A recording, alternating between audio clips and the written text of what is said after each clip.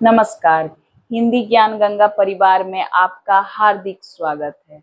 आज हमारा विषय है कर्म के आधार पर क्रिया के भेद। आइए विषय पर विस्तार से चर्चा करते हैं। कर्म के आधार पर क्रिया के दो भेद होते हैं, अकर्मक क्रिया और सकर्मक क्रिया। अब इन पर हम विस्तार से चर्चा करेंगे। अकर्मक क्रिया है क्या? वह क्रिया जो कर्म रहित होती है, जिसका कोई कर्म ना हो, अर्थात क्रिया के द्वारा किए गए कार्य का जो कार्य हो रहा है उसका प्रभाव कर्म पर न पड़कर कर्ता पर पड़े, तो वह क्रिया जो है अकर्मक क्रिया होगी।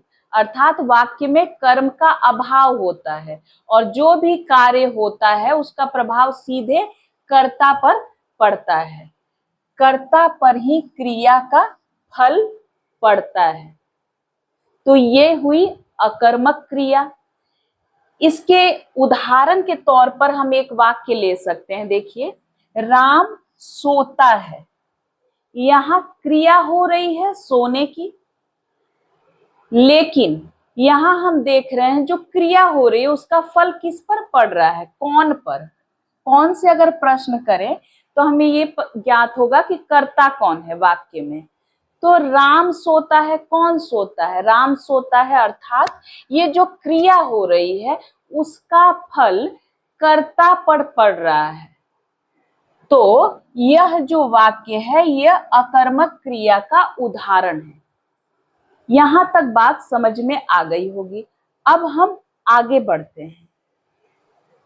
अब सकर्मक क्रिया की हम परिभाषा को देखेंगे। यह क्या है? तो वह क्रिया जिसका कर्म हो, अर्थात उसके द्वारा किए गए कार्य का फल कर्म पर पड़े, सीधे कर्म पर ही फल पड़ता है। वाक्य को हम देखते हैं, एक उदाहरण के रूप में हम समझ लेते हैं इसे। राम ने रावण को मारा। मारने की क्रिया कर्ता के द्वारा हो रही है। राम ने किसको मारा? रावण को मारा। अर्थात मारने का जो फल है वो किस पर पड़ा? रावण पर पड़ा। अर्थात यह जो वाक्य है ये सकर्मक क्रिया का उदाहरण है। तो इन दोनों रूपों में आप अंतर देख पा रहे हैं कि अकर्मक क्रिया है जिसका कोई कर्म ना हो और सकर्मक क्रिया जिसका कर्म होता है। अकर्मक क्रिया में कर्ता पर ही क्रिया का फल पड़ता है, सकर्मक क्रिया में कर्म पर क्रिया का फल पड़ता है। आगे पहचान हम कैसे करेंगे कि कौन अकर्मक क्रिया है, कौन सकर्मक क्रिया है, ये कैसे हम समझेंगे? तो हमें प्रश्न करना है वाक्य को देखकर। जैसे वाक्य को देखकर हम कौन से जब प्रश्न पूछते हैं तो हमें कर्ता की पहचान होती है, ठीक उसी तरीके से जब हम क्या, किसे, किसको, इन तीनों में से किसी भी एक से जब हम प्रश्न करेंगे, क्या, किसे, किसको, एक साथ इकट्ठे प्रश्न नहीं करना है, किसी एक को चुनना है। क्या से पहले प्रश्न करके देखेंगे उत्तर प्राप्त हुआ या नहीं, किसे से करेंगे उत्तर प्राप्त हुआ या नहीं, किसको से, इन तीनों से जब हम प्रश्न करेंगे बारी बारी, जिनसे भी उत्तर प्राप्त होगा तो वो जो क्रिया होगी वो सकर्मक क्रिया होगी। अगर कोई उत्तर प्राप्त नहीं होता है तो वह अकर्मक क्रिया होगी। उदाहरण के तौर पर राम सोता है, क्या से प्रश्न करें? क्या सोता है? किसे सोता है? कोई उत्तर प्राप्त हुआ? किसको सोता है? नहीं। तो ये वाक्य अकर्मक क्रिया है। लेकिन राम ने रावण को मारा, क्या, किसे, किसे से उत्तर प्राप्त हो गया, राम ने किसे मारा, तो यही हम जान जाएंगे कि यह सकर्मक क्रिया है। तो पहचान भी हमें समझ में आ गई कि क्या, किसे, किसको से जब हम प्रश्न करेंगे अगर उत्तर मिला तो वह वाक्य सकर्मक क्रिया है, और अगर उत्तर नहीं मिला तो वह वाक्य अकर्मक क्रिया है। आगे इनके भेदों पर हम चर्चा करते हैं। पहला देखिए, अकर्मक क्रिया है, इनके दो भेद हैं। पहला है पूर्ण अकर्मक क्रिया, पूर्ण अकर्मक क्रियाएं पहला भेद है। दूसरा है अपूर्ण अकर्मक क्रियाएं। पूर्ण, इसको अर्थात पूर्ण अकर्मक क्रिया को किसी पूरक की आवश्यकता नहीं होती है। पूरक के बिना ही ये वाक्य में पूर्ण अर्थ प्रदान करता है। ये वाक्य को क्या करता है? पूर्ण अर्थ देता है अकर्मक क्रिया। इसे किसी पूरक की आवश्यकता नहीं होती है। पूरक क्या है? पूरक है आपका संज्ञा या विशेषण शब्द होगा। पूरक क्या है? पूरक संज्ञा या विशेषण शब्द होता है, ये कर्म नहीं होता। लेकिन ये वाक्य में एक पूर्ति प्रदान करने के लिए, वाक्य को पूर्णता प्रदान करने के लिए इसका प्रयोग किया जाता है पूरक का। तो पूरक शब्द है, संज्ञा या सर्वनाम है, और इसका प्रयोग वाक्य को पूर्णता दिलाने के लिए किया जाता है। तो पूर्ण अकर्मक क्रिया अगर है तो उसे पूरक की आवश्यकता नहीं होगी, किसी अन्य शब्द की आवश्यकता उसे नहीं होगी। वह वाक्य अपने आप ही पूर्ण अर्थ प्रदान करेगा। जैसे यहाँ देखिए, राम सो रहा है, सोने की क्रिया हो रही है राम के द्वारा। फल जो है क्रिया का वो कर्ता पर पड़ रहा है, और ये वाक्य अपने आप में पूर्ण है, इसे किसी पूरक की आवश्यकता नहीं है। तो ये क्या है? पूर्ण अकर्मक क्रिया का उदाहरण है। आगे बढ़ते हैं। अपूर्ण अकर्मक क्रिया, यह क्या है? तो अपूर्ण अकर्मक क्रिया मतलब ये अपूर्णता लिए हुए अकर्मक क्रिया है, ये वाक्य पूर्ण नहीं होता। ऐसी क्रियाएं जो वाक्य में स्वतंत्र रूप से प्रकट होकर भी अपना पूर्ण अर्थ व्यक्त नहीं कर सकती हैं। वाक्य में स्वतंत्र रूप से आती है, लेकिन अकेले ये इतनी समर्थ नहीं होती, सक्षम नहीं होती कि अपना पूर्ण अर्थ व्यक्त करे। इन्हें पूरक की आवश्यकता होती है, कर्म की आवश्यकता नहीं है, क्योंकि यह अकर्मक क्रिया है। इसे किसकी आवश्यकता? इसे पूरक की आवश्यकता, अर्थात संज्ञा या सर्वनाम शब्द की आवश्यकता है, जो कि वाक्य को पूर्णता प्रदान कर सके। इसे एक उदाहरण के द्वारा हम व्यक्त कर सकते हैं। देखिए, मैं कल गांव जाऊंगा। अब यहाँ इस वाक्य में देखिए, जाने की क्रिया हो रही है किसके द्वारा? मैं के द्वारा। कहाँ जाऊंगा? अगर इसको गांव को हम हटा दे, मैं कल जाऊंगा, वाक्य तो है लेकिन पूर्ण अर्थ प्रदान नहीं कर रहा है।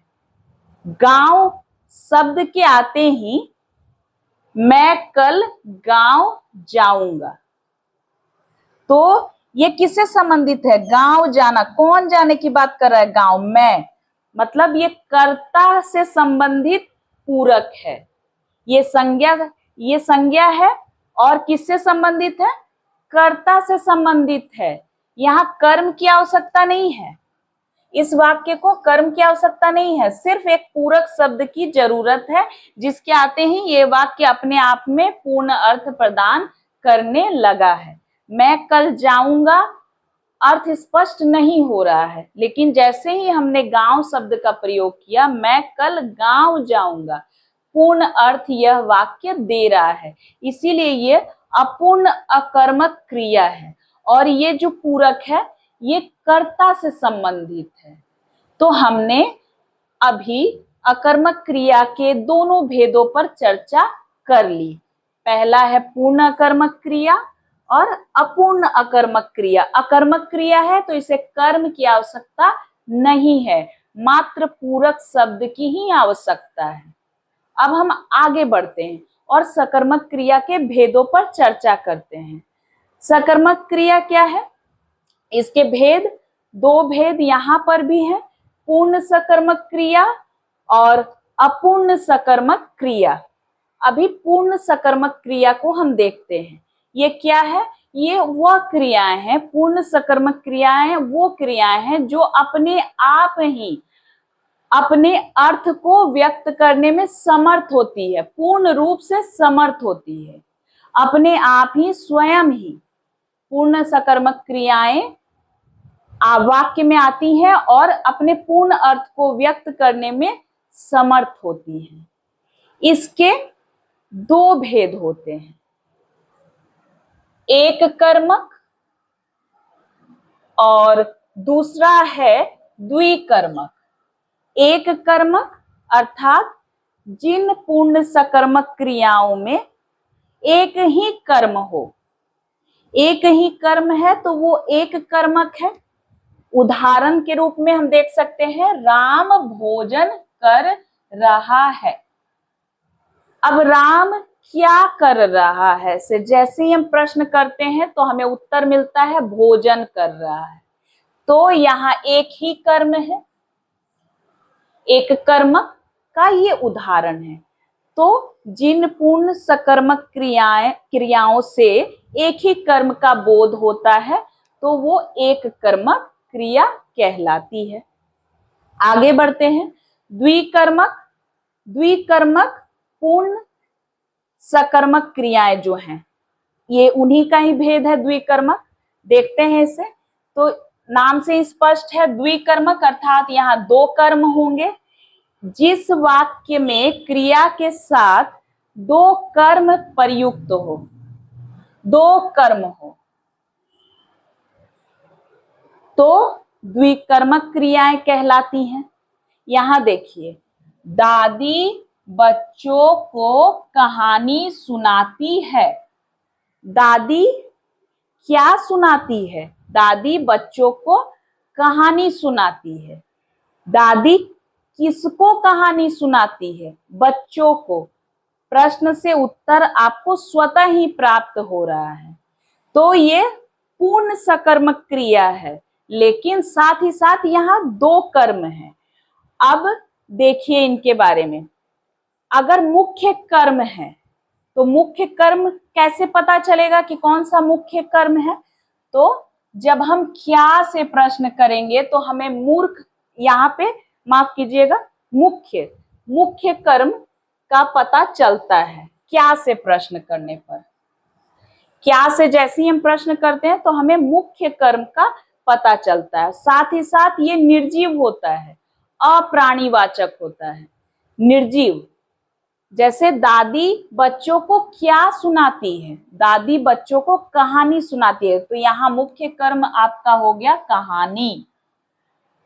और जो गौण कर्म है, जो दूसरा जो गौण कर्म है उसके साथ जो आया है, उसके लिए आप किसे या किसको से प्रश्न करेंगे? दादी किसको कहानी सुनाती है? दादी बच्चों को कहानी सुनाती है। दूसरे का भी उत्तर मिल गया। तो किसे या किसको से प्रश्न करेंगे तो हमें गौण कर्म का पता चलेगा, दूसरा जो कर्म है।